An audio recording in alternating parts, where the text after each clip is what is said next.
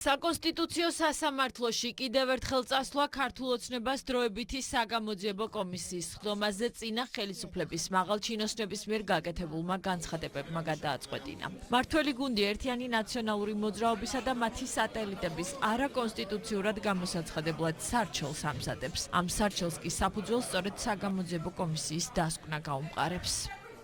ყველანაირი საფუძველი არსებობს იმისა, რომ საკონსტიტუციო სარჩელი იყოს შეტანილი და საკონსტიტუციო სასამართლომაც მიიღოს იმსჯელოს და მიიღოს ობიექტური გადაწყვეტილება. ჩვენ ამისი გვჯერა. ერთი საკითხი აქ აუცილებლად, რომ საგამოძიებო კომისიის მიმდინარეობისას უკვე გამოკვეთილი არის მთელი რიგი ფაქტობრივი გარემოები, რომელიც ქმნის საფუძველს, რომ სარჩელი იყოს შეტანილი. საკონსტიტუციო სარჩელის მომზადებამდე პარლამენტი ნაციონალური მოძრაობის მემკვიდრე პარტიების აკრძალვაზე იმუშავებს. ანუ ნაციონალური მოძრაობის წევრები ახალი პარტიის შექმნას ვერ შეძლებენ.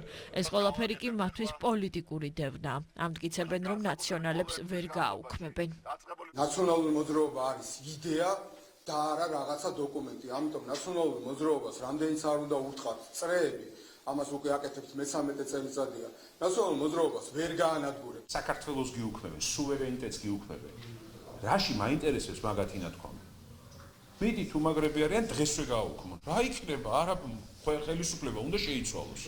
უფრო შორს წავიდნენ სხვა ოპოზიციონერები. გადაწყვეტილებას ამერიკის სენატის საგარეო ურთიერთობათა კომიტეტში მიღებული ეგრეთ წოდებული მეგობარი აქტის გადაფარვის მცდელობად განიხილავენ და ამტკიცებენ, რომ პოლიტიკურ საქმიანობას საკუთარ მხარდამჭერებთან ერთად დაიცავენ.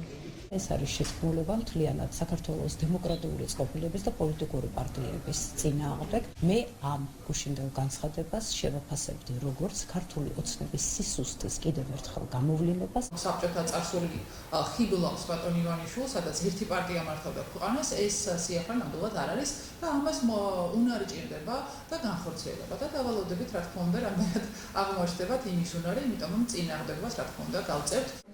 ნაციონალურ მოძრაობას ქართული ოცნება ხელისუფლებაში ყოფნის პერიოდში მძიმე დანაშაულების ჩადენას, ხოლო ოპოზიციაში კონსტიტუციური წყობილების წინააღმდეგ ბრძოლას და რევოლუციური პროცესებით ხელისუფლების შეცვლის მცდელობას ედავება. სწორედ ამიტომ საგამოძიებო კომისიის მანდატი ფართოვდება და არა მხოლოდ 2003 წლიდან 2012 წლამდე, არამედ შემდგომ პერიოდსაც შეისწავლიან. კონკრეტული ფაქტებითაც საგამოძიებო კომისიის რამდენიმე სხდომიდან იკვეთება, რომ ისინი პირდაპირ კავშირში იყვნენ იმ დანაშაულებრივ ქმედებებთან, რომელიც ამ ადამიანების საქმიანობასთან იყო დაკავშირებული მათი ხელისუფლებაში ყოფნის დროს.